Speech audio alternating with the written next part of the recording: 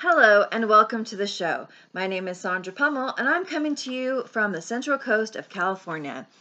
And today I actually built a project in my notes about something that I want to see shifted within the recovery community. And so I wanted to bring that to you as a topic. It's been on my heart for some years, some months, and I really want to get the message out there of what I'm kind of thinking of and just get my thoughts into order and share with you some of the research that I found. Of course, I'm not going to be quoting exact statistics or anything like that in large part, but I do want to go over basically that there is a need for more transformative recovery within the recovery community. There's a 12-step approach, which is mainly the dominant approach used, and it has a lot of benefits, but it also has a lot of cons.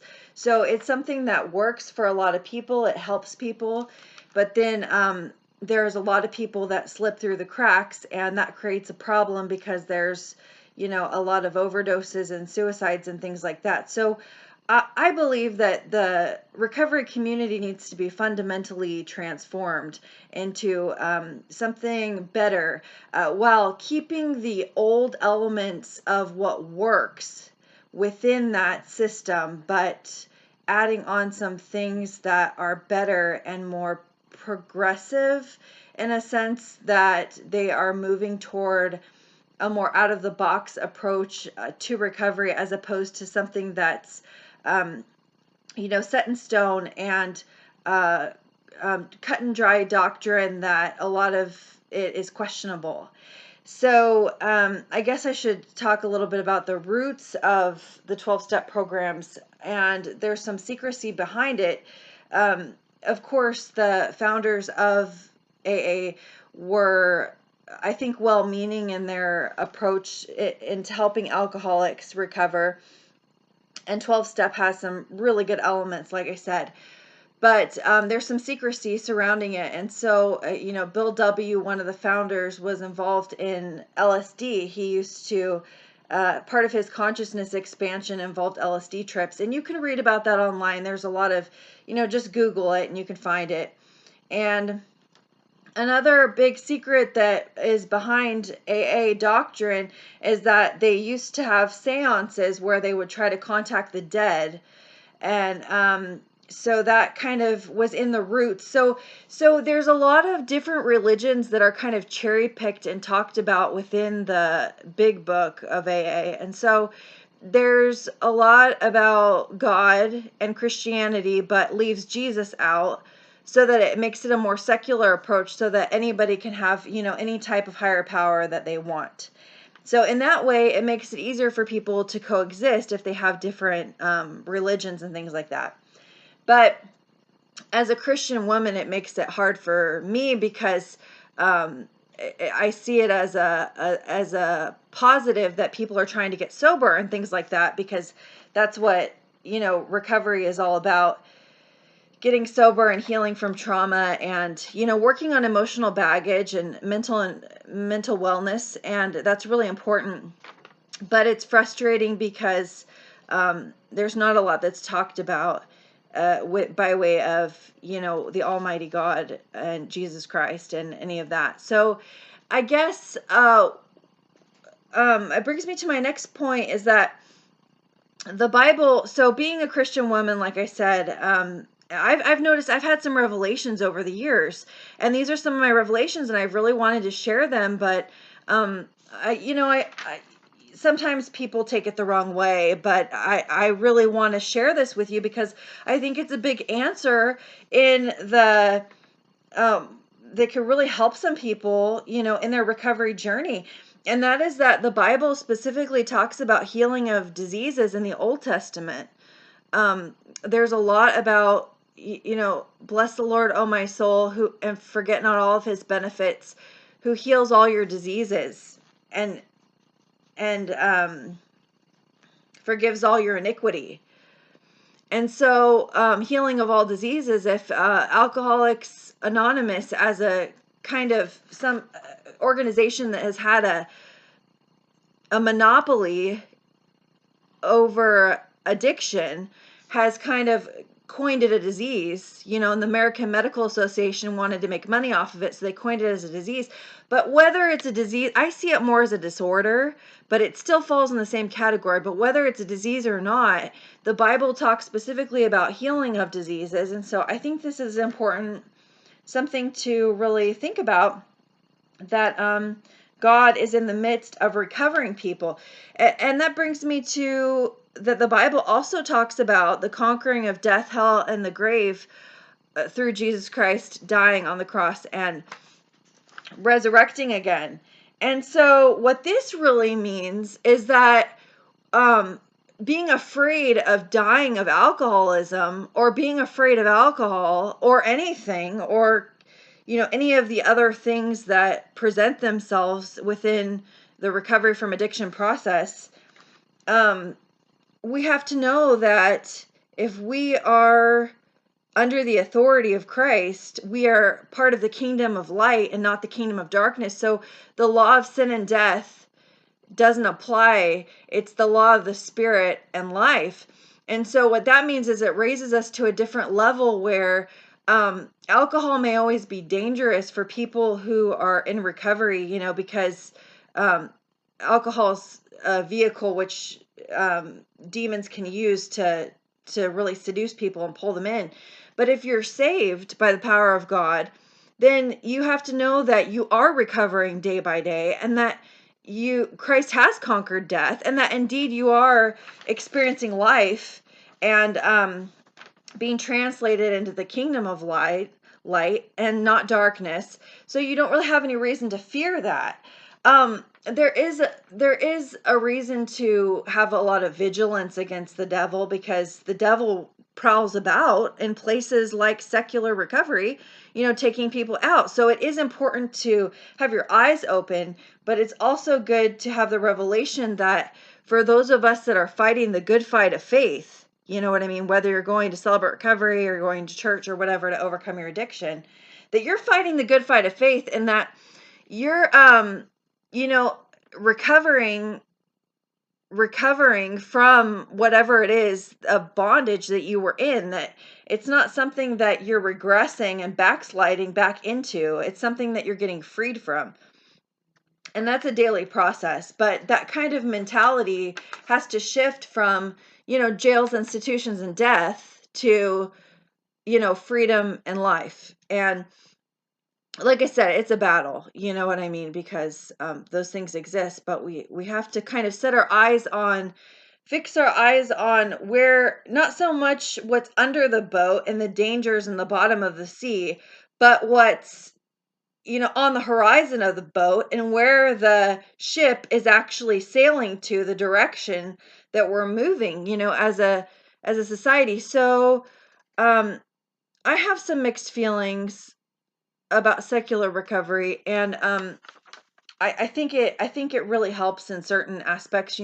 There's a great connective quality of connecting with people, and people who understand in ways that the medical community and normal people don't necessarily understand. But I just think that there's a need for reform, and I know about harm reduction and smart recovery. And those are alternative programs that some people have used that are alternative to AA. I personally don't know as much about them. I wonder how effective, certain recovery programs are, but I do know that the effectiveness rate of the AA program has been relatively low. And so a lot of people think it's the only way, and for a long time it really seemed that way. But there's like a 5 to 10% success rate or something, according to when I Googled it, I could find. But I looked at the orange papers. I ended up looking into some anti material, and I found the orange papers, and I have a book called AA Not the Only Way. But the reality is that if you live in a smaller town or a smaller community, it's harder to find those different avenues to change. So AA can be used as a tool to really help people. It's just that it has so many social problems.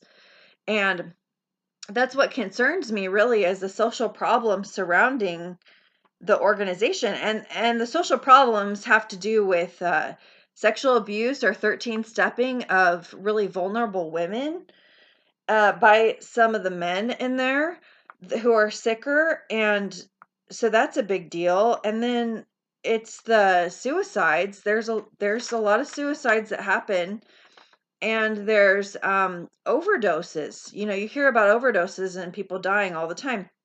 So yes, some people are successful and recover, but some people don't. And who's going to be a voice for the voiceless? Who's really going to speak the truth about maybe what their experiences were and how they might have been provoked by people in the rooms, or they or speaking out negative things. I've heard a lot of people speak really bad negative things over themselves, over the group.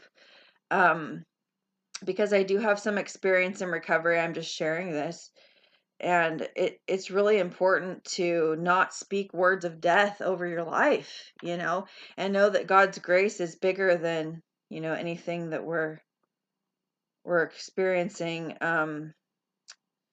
So anyway, I just wanted to put this out there, and that's my basic message. And yeah, like I said, there's a lot of books out there that talk about this stuff. And like I said, I really want to keep what works. I just want to throw away what doesn't work. And there are a lot of people who are truly recovering and progressing, I believe, in Celebrate Recovery, in secular rooms of recovery, um, different programs that people are succeeding. But there are people that aren't, and I just think that they need some extra help. So I'm always a big fan of outside help, like therapy and um, certain types of workouts and spiritual paths and stuff like that. I just um, think that the spiritual path of Jesus has been really important for me. And like I said, not everybody's on that wavelength. I mean, it's truly a lot about coexisting and living within different spiritual paths. But if we really want the answers, we have to know that there really is one true God. And though we might not understand him or what this power is or whatever, we have to be aware that, you know, a God isn't just a doorknob, that it's something greater than that. And if that's where people need to start, that's where they need to start. But so I just want to put this out there and kind of talk about um that I see in future generations, as the world is getting more chaotic and problematic with COVID and everything like that, and the different crises that are happening all around the world. I see that the program is really going to change between now and then, because the world is changing. And my concern is that I hope and pray that some people do recover and get better, because there is a possibility that it could get worse, and I don't think people think about that. But if we really listen to people that have came before us and talk to us about the path that they took to really learn how to live sober and be successful. And there are people, mentors and sponsors and things like that, that know that. If we listen to them instead of listening to um, negativity, I think that would really help. So anyway, we'll see what the future holds. I just pray that God is in the midst, because like I said, the devil just is definitely rolling around um, in a lot of, I believe, addiction programs. And so I would like to see more freedom, more light, more life, and maybe even have some different readings. Or I I once created a group with no readings at all, because I think that they should have that freedom too. And that's a possibility too. So anyway, thank you so much for listening to me. My hope is that people get freer. And like I said, it's fighting the good fight. It's a daily battle for all of us in recovery. I just hope for a brighter future. Thank you so much for tuning in. This is Sandra Pummel.